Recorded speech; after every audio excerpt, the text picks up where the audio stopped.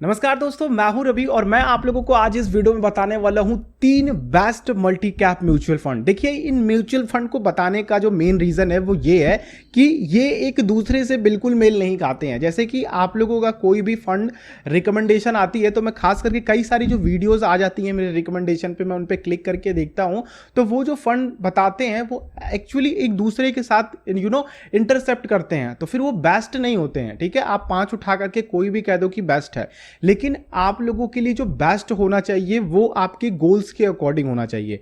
जैसे कि short term के गोल्स के लिए, लॉन्ग टर्म के गोल के लिए, मीडियम टर्म के गोल के लिए। शॉर्ट टर्म क्या होता है कि आप लोग 3 साल के लिए इन्वेस्ट करना चाहते हो। मीडियम टर्म क्या होता है कि आप लोग 5 से 10 साल इन्वेस्ट करना चाहते हो। लॉन्ग टर्म क्या होता है कि आप लोग चाहते हो आपकी रिटायरमेंट प्लानिंग उसके साथ हो। तो इन सभी के लिए मैंने आप लोगों के लिए 3 कैटेगरीज के फंड निकाल करके लेकर के आया हूं, जो आप लोग अपने रिस्क के अकॉर्डिंग, आप लोगों के रिस्क लेने की क्षमता क्या है उसके अकॉर्डिंग आप लोग चूज कर सकते हैं। साथ ही दोस्तों, आप लोग ये ध्यान रखिएगा कि multi cap mutual funds pure equity mutual funds होते हैं। इनमें आप लोगों का 100% इक्विटी एक्सपोजर होता है, तो मार्केट की वॉलेटिलिटी का इनके ऊपर काफी ज्यादा असर पड़ता है। लेकिन ध्यान ये रखिएगा कि मल्टी कैप म्यूचुअल फंड में आप लोग इन्वेस्ट करते हैं तो आप लोगों का पोर्टफोलियो जो है वो काफी ज्यादा डाइवर्सिफाई हो जाता है, क्योंकि अलग अलग मार्केट कैप को कवर करने की इसमें क्षमता होती है। ठीक है, तो इसलिए multi cap mutual funds long term के लिए बेस्ट होते हैं और मार्केट की वोलेटिलिटी को बीट करने के लिए भी एक बेस्ट ऑप्शन हो सकते हैं। अगर आप लोगों के पोर्टफोलियो में मल्टी कैप म्यूचुअल फंड नहीं है तो ये वीडियो आप लोग जरूर देखिए। बेहतर रिटर्न्स भी हैं, प्लस आप लोगों के गोल्स भी यहां से निकल करके आ सकते हैं। तो वीडियो अच्छी लगेगी तो लाइक कीजिएगा, दूसरों के साथ शेयर करके उनको भी ये जानकारी जरूर दीजिएगा। अगर आप लोग चैनल पर नए हैं तो सब्सक्राइब कर सकते हैं, हम लोग इस तरह की और वीडियोज लेकर के आते रहते हैं। तो सबसे पहला फंड जो मैंने आप लोगों के लिए रखा है, सबसे पहला कह लीजिए कि बॉटम से मैं आप लोगों को सारी चीजें बता रहा हूं, तो उसमें है ITI का मल्टी कैप म्यूचुअल फंड। ये अभी रिसेंटली आप लोगों के सामने लॉन्च हुआ है और ये 6 महीने और 1 महीने का डेटा है इसके पास। और अगर आप लोग इसके सेक्टर को देखते हैं तो सेक्टर डिस्ट्रीब्यूशन काफी अच्छा है। NAV आप लोगों को काफी लो मिलेगी। एक्सपेंस रेशियो भी आप लोगों का 0.50 के अंदर है। ठीक है, तो एक्सपेंस रेशियो भी काफी ज्यादा मायने रखता है आप लोगों के रिटर्न को बढ़ाने के लिए। कई सारे मल्टी कैप म्यूचुअल फंड है जिनमें आप लोगों का 1% से ऊपर डायरेक्ट फंड में, ठीक है, अगर आप लोग ग्रोथ डायरेक्ट को चूज करते हो तो उसमें भी 1% से ज्यादा है। लेकिन इसमें अगर आप लोग चाहते हैं कि मीडियम टर्म में इन्वेस्ट करना, जैसे कि यहां पे FMCG और फाइनेंशियल को काफी ज्यादा इसमें तवज्जो दिया गया, यानी कि 2 सेक्टर इसमें काफी ज्यादा इंक्लूड है। यानी कि अगर आप लोग देखते हो हेल्थ केयर को अभी फिलहाल के हिसाब से, तो मल्टी कैप म्यूचुअल फंड्स में अगर हेल्थ केयर है तो आप लोगों के स्मॉल कैप में भी आ जाते हैं, मिड कैप में भी आ जाते हैं और लार्ज कैप की कंपनीज में भी थोड़ी सी मूव हो रही हैं। तो एक हेल्थ केयर का पूरा सेक्टर यहां पे कवर हो सकता है। तो अगर आप लोगों के गोल्स हैं मीडियम टर्म्स के लिए, जैसे कि 5 साल तक के हैं, या फिर अगर आप लोग लॉन्ग टर्म के लिए भी चाहते हो, तो इस फंड को आप लोग कंसिडर कर सकते हो। ITI का मल्टी कैप म्यूचुअल फंड, इसमें आप लोगों 18% जब से ये लॉन्च हुआ है और पिछले 1 साल का रिटर्न आई थिंक 60% है और पिछले 6 महीने का रिटर्न आप लोगों के सामने 30% है।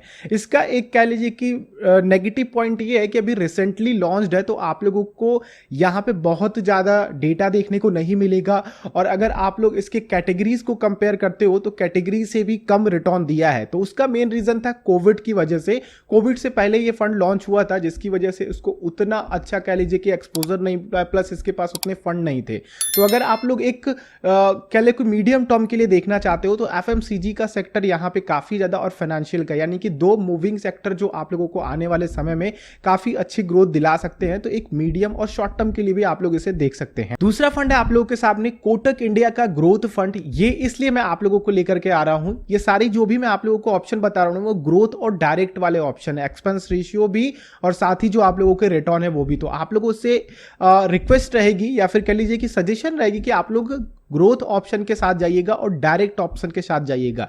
डिविडेंड ऑप्शन मल्टी कैप में आप लोग मत चूज करिएगा, वरना डिविडेंड का काफी लो आएगा, प्लस आप लोगों के टैक्सेशन भी हैं वो आप लोगों के ऊपर भारी पड़ने वाले हैं।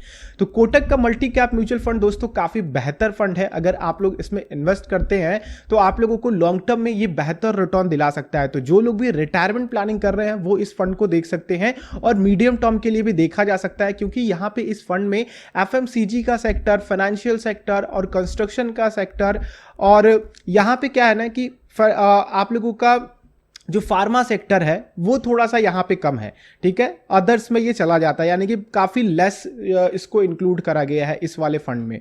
तो आप लोग अगर एक लॉन्ग टर्म के गोल्स के साथ देखते हो, क्योंकि फार्मा या फिर कोई भी सेक्टर का एक समय होता है, तो फार्मा सेक्टर आने वाले 4 से 5 सालों में एक बेहतर पोजीशन में रहेंगे। फिर उसके बाद इनमें करेक्शंस आने लगेंगे जब ये कोविड वगैरह हटेगा, इसका थोड़ा सा 2-3 साल तक और एक्सपोजर रहेगा फ्यूचर में चल करके। तो इस फंड में क्या है ना कि फार्मा का एक्सपोजर थोड़ा कम है, इसलिए आप लोगों को कम रिटर्न देखने को मिल सकता है, या फिर एक एवरेज रिटर्न आने वाले समय में देखने को मिल सकता है। बाकी अगर आप लोग फाइनेंशियल सेक्टर को, एफएमसीजी सेक्टर को या फिर मेटल को देखते हो तो ये काफी अच्छा एक्सपोजर लेकर के बैठा हुआ है। तो अगर आप लोग बिना फार्मा वाले फंड को देख रहे हो तो ये आप लोगों के लिए बेस्ट साबित हो सकता है लॉन्ग टर्म में। बाकी पोर्टफोलियो में चेंज तो होते रहते हैं, तो आप लोगों का आगे चल करके जो भी रिक्वायरमेंट होगी वो ऐड करा जाएगा। तो कोटक फंड मुझे काफी अच्छा लगता है, प्लस इसका अच्छा लगने का कारण ये भी है कि आप लोग यहां पे कम पैसों से भी स्टार्ट कर सकते हैं, प्लस आप लोगों को यहां पे 0.34% का एक्सपेंस रेशियो मिलता है। तो ये भी एक बढ़िया ऑप्शन मुझे लगा कि आप लोगों के लिए एक्सपेंस रेशियो भी कम है, प्लस फार्मा को अगर छोड़ दिया जाए तो जो सेक्टर डिस्ट्रीब्यूशन है इसमें काफी अच्छा है और काफी अच्छे स्टॉक को इसमें इंक्लूड करा गया है। इसके पिछले 1 साल का रिटर्न जो है वो 92% तक का है। पिछले 3 सालों का रिटर्न इसमें ऑलमोस्ट 17% का मेंटेन हुआ है, और जब से ये फंड लॉन्च हुआ है तब से 22% तक का रिटर्न मेंटेन हुआ है। तो ये कुछ इसके रिटर्न की हिस्ट्री है जो आप लोग देख सकते हो। आखिरी और सबसे बेहतरीन फंड जो मुझे लगता है, और मे बी आप लोगों को भी शायद ये बढ़िया लगे क्योंकि मेरा पर्सनल इन्वेस्टमेंट भी इसमें है और इस फंड ने काफी बेहतर रिटर्न निकाल करके दिए हैं, क्वांट का मल्टी कैप म्यूचुअल फंड। दोस्तों इसने 124% तक का, 123% तक का रिटर्न निकाल करके दिया है अपने इन्वेस्टर को पिछले 1 साल में। इसका मेन कारण है इसका डिस्ट्रीब्यूशन प्लस ढेर सारे फंड मैनेजर, यानी कि इनके जो फंड मैनेजर है क्वांट के ना, वो ऑलमोस्ट सभी फंड में एक साथ कंट्रीब्यूट करते हैं, यानी कि एक साथ उनको मैनेज करते हैं। तो ये भी कह लो कि क्वांट म्यूचुअल फंड्स का, क्वांट एएमसी का एक प्लस पॉइंट है जो कि इस फंड को काफी अच्छा देखने को मिला है। यहां पे आप लोगों को हर तरीके के सेक्टर मिल जाएंगे। यहां पे फार्मा का झुकाव थोड़ा सा ज्यादा है, जिससे कि इसमें बेहतर रिटर्न देखने को मिला है पिछले 1 साल में अदर जो भी फंड है इस कैटेगरी में। और भी ऐसे फार्मा के बहुत सारे स्टॉक है जो कि अंडर परफॉर्म कर रहे हैं, तो मे बी उनमें थोड़ी सी ग्रोथ आएगी, तो ये फंड अभी और आप लोगों को बेहतर पोटेंशियल रखता है रिटर्न दिलाने की। बाकी और जो सेक्टर है इसमें, जैसे कि फाइनेंशियल सेक्टर है आप लोगों का, इसमें एफएमसीजी को भी काफी ज्यादा तवज्जो दिया गया है, एफएमसीजी को भी काफी ज्यादा शामिल करा गया है इसमें।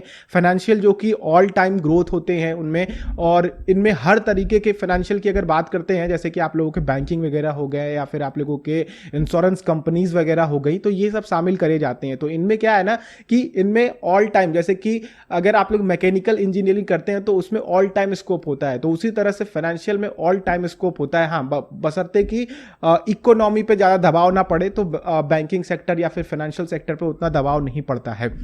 एफएमसीजी ऑल टाइम वाला सेक्टर है, ये भी आप लोगों का जो ये है कंस्ट्रक्शन वाला सेक्टर, ये थोड़ा सा दबा हुआ है। मेटल भी कह लो कि बढ़िया ही है, कि अगर बुरे समय में है तो मेटल आप लोगों को अच्छा उभारता है। मेटल और फार्मा ने इसको काफी अच्छा मूव दिया है, और ये फंड काफी पुराना भी है। अगर आप लोग इसके फंड के रिटर्न को देखते हैं तो 1 साल में इसने 122% तक का रिटर्न निकाल करके दिया है, 3 सालों में 26% का रिटर्न, और वहीं पे अगर आप लोग इसके 5 सालों के रिटर्न को देखते हैं तो ऑलमोस्ट 23% का रिटर्न निकाल करके दिया है। तो मेन इसकी जो रिटर्न निकालने का रीजन बना है, वो रीजन बना है आप लोगों का फार्मा सेक्टर, ठीक है, क्योंकि यहां पे इसका एक्सपोजर ज्यादा है फार्मा का, और साथ ही आप लोगों के एफएमसीजी का। तो मेरे लिए ये बेस्ट फंड है, और मैं आप लोगों को अभी भी रिकमेंड करता हूं।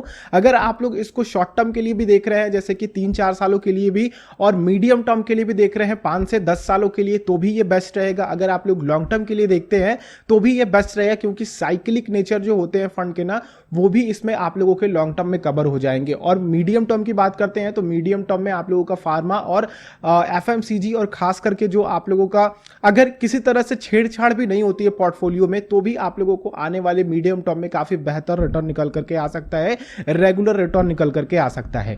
तो ये रहे मेरे 3 रिकमेंडेशन आप लोगों के लिए, जिसमें से मेरा खुद का पर्सनली एक इन्वेस्टमेंट है जो कि मैंने आप लोगों को अभी के अभी शेयर किया है।